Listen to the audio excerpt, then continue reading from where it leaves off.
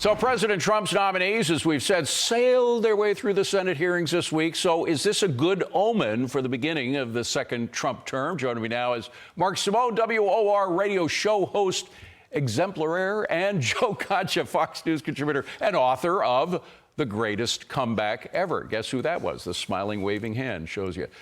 Mark, Joe, good to see you. Joe, the Democrats' attempt to play hardball, it's almost like they threw this this frisbee out in the air. It came right back and hit him in the face. I mean, it was a boomerang. A boomerang, yes. It was a boomerang. And they just didn't get it until the end of the week, and you saw them lay back a little bit on Governor Nome today. Yeah. I think that's because they talked together and realized the hardball wasn't working. And they're seeing the reaction to it. You can't go nuclear on every nominee, and you're throwing these wild, to use a boxing analogy, these wild haymakers, and nothing is landing. And Pete Hegseth was supposed to be the toughest nominee to get through. And once Pete crushed it and they couldn't lay a glove on him, then from there, it feels like all of these picks by Trump have the wind at their back. And Trump was so smart to name them early. That's it. Right after the election. That's when the media, obviously, the avalanche came. And now by the time we got here, it's like, okay, what else you got? And Mark, we saw a little bit, of course, we saw the first term, his management style, but he's revealed a little bit about his management style, because at first he picked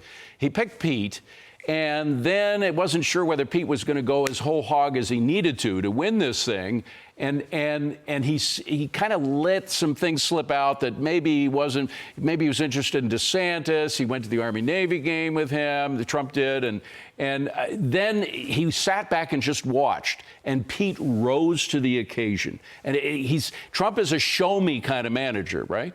Well, he knows how to do good cop, bad cop. He knows how to flood the zone. And as far as Pete Hegseth, the guy's been in 2 war zones. He's not going to flinch or get intimidated. Right. And then he spent years on television as the best debater. These are senators, and they're just stiffs trying to debate professional TV people. And what I also noticed, at one point I was writing a column and I had the hearings on, but I had the sound off. Right? Once in a while I glance up.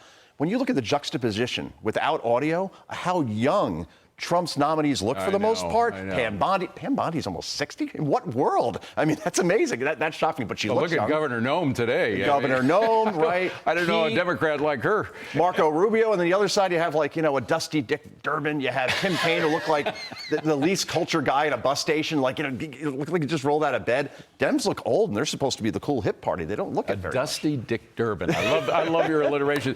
So how does Trump he's got political capital. He had political capital going into these nominations. Now he has more of it. How does he use it on day one? Well, you got to improve on the current situation, and the bar's not set very high. It's going to be the border closing, inflation, bring that down, energy, drilling, all that stuff. Does this make it easier for him to get his one big bill in the reconciliation package? Yeah, I don't know. I mean, I'm not an expert in this. Some argue it makes it too complicated. It's too much spending at once.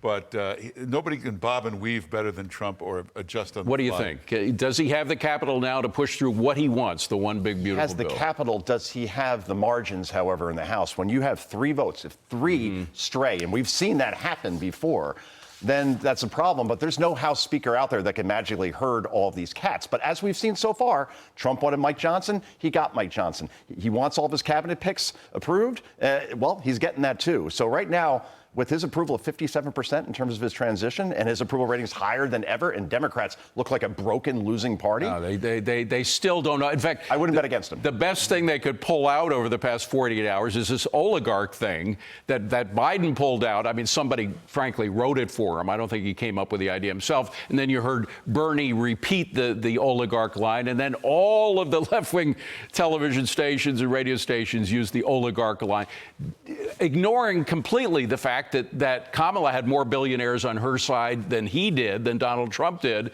and a lot of them were classic oligarchs like Soros. Well, it's an old technique, and the Democrats use the same playbook every time. One of the plays is you create a boogeyman you're supposed to be afraid of.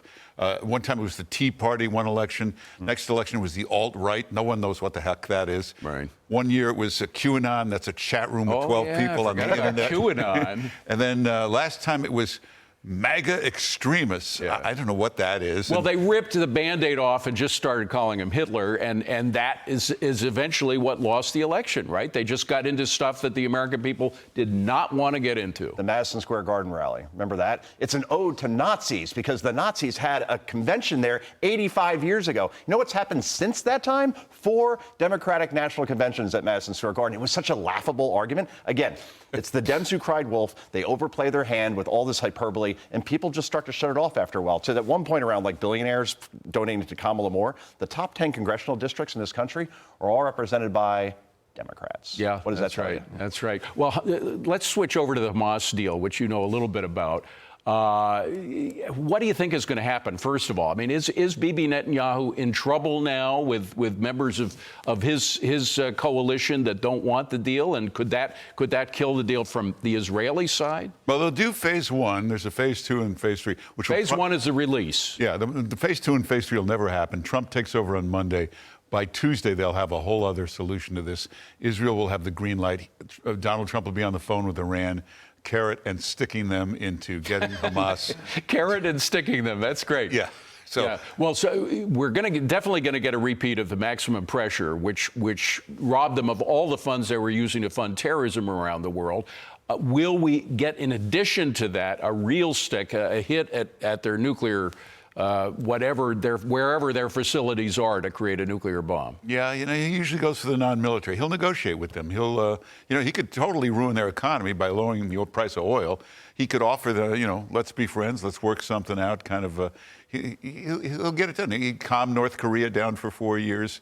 He calmed Russia down for 4 years. He'll get Iran to be quiet for 4 years. And by the way, Saudi Arabia, I assume, will become part of the Abraham Accords. Yeah, now. there'll be They were this close to it the last time before Biden came in, and of course he killed a lot of those things. Okay, from something like that to something like Hollywood, Joe, which is what we rely on you for, to keep us in touch with what's happening there. There is this new organization. It has yet to be completely formed by Donald Trump, but he wants to create a new conservative, great Hollywood American patriotic feeling again. He's got John Voight, he's got Sylvester Stallone and Mel Gibson together to work on this. Where does that go?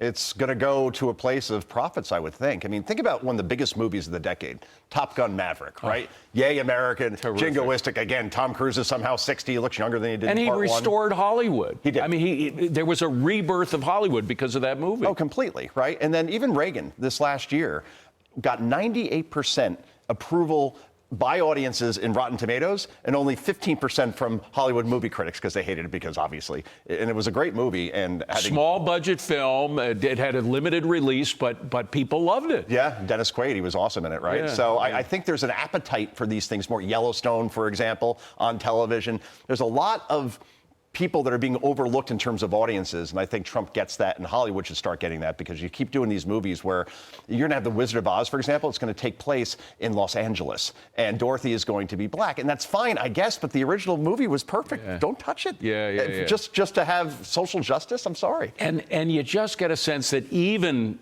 Hollywood and California in general realize that woke stuff doesn't work, and they're fed up with it. I mean, you do see this beginning of a crack in the woke wall, even in the deep blue states like California. Well, I hate to say it, but Los Angeles looks like Japan after World War II. It's got to be rebuilt. They know that these policies stink, and those ambassadors, they know these guys have Trump's ear, and they're going to need a lot of federal help to rebuild. So those guys have a lot of clout right now. So they have to do, Gavin Newsom has to do what he refused to do in 2020, right before Trump left. He wanted him to bring the water down. He's going to have to do that to get the money that he needs to rebuild. And yet Gavin Newsom's on Twitter saying, give us the money, no conditions. No. He's already lost that battle big time. Yeah. Mark and Joe, wonderful to see you. Have a great weekend. Take care. Good stuff.